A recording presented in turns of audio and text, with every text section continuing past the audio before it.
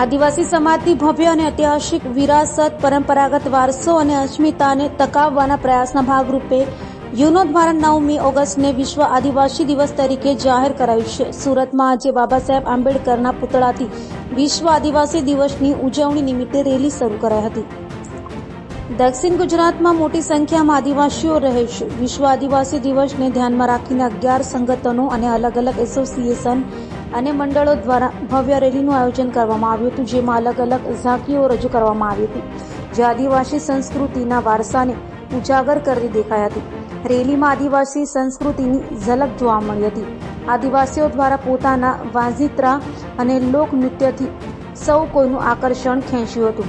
આદિવાસી સમાજના અગ્રણી દ્વારા જણાવવામાં આવ્યું હતું કે આજે જે રીતે આદિવાસી સમાજનો સરકાર સાથે સંઘર્ષ થઈ રહ્યો છે તે યોગ્ય નથી. દુઃખની વાત છે કે આજે અમારા પર્યાવરણ બચાવો અને આદિવાસી બચાવો સૂત્ર સાથે રેલી કાઢવી પડે છે. અમારી ભવ્ય સાંસ્કૃતિક વારસાને જાળવી રાખવાનો પ્રયાસ અમારી યુવા પેઢી દ્વારા કરવામાં આવી રહ્યો છે.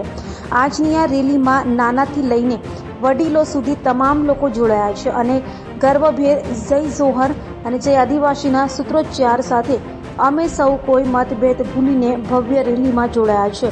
આગામી દિવસોમાં પણ પોતાના અસ્તિત્વ માટે અને પર્યાવરણને બચાવવા માટે દરેક મોરચાઓ પર અમે ઊભા રહીને ન્યાય મેળવવાનો પ્રયાસ કરીશું.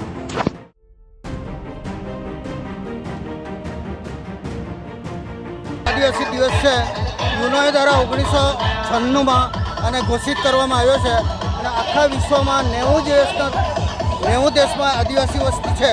તો આદિવાસી વસ્તીમાં સૌથી વધારે વસ્તી જો હોય તો આપણે ત્યાં 15% આપણા દેશમાં છે. તો આ વસ્તીના વિતરણમાં ગુજરાતમાં 15% છે અને આ વસ્તી સમગ્ર દેશમાં અને વિશ્વના 90 દેશોમાં આજે 9મી ઓગસ્ટે વિશ્વ આદિવાસી દિવસની રેલી કાઢવામાં આવી છે.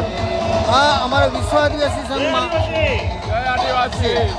અને એને વિશ્વમાં જ્યારે આદિવાસીને 9મી ઓગસ્ટ ઘોષિત કરવામાં આવી 1994માં, ત્યાર પછી 1996થી આ સતત રેલીઓ યોજાય છે અને આ માટે આ રેલીઓમાં સૌને આમંત્રણ છે અને આ રેલીઓમાં અમે પ્રકૃતિને અને સમાજને એ જ સંદેશ આપવા માંગીએ છીએ કે આ સમાજ દ્વારા સમાજનું જળ, જંગલ, જમીન અને પ્રકૃતિનું રક્ષણ થાય અને તેના માટે સર્વજીવન સૃષ્ટિનું રક્ષણ થાય એ માટેનો આ સંદેશો આ સમાજનો છે. તો જય આદિવાસી, આદિવાસી ચાલે.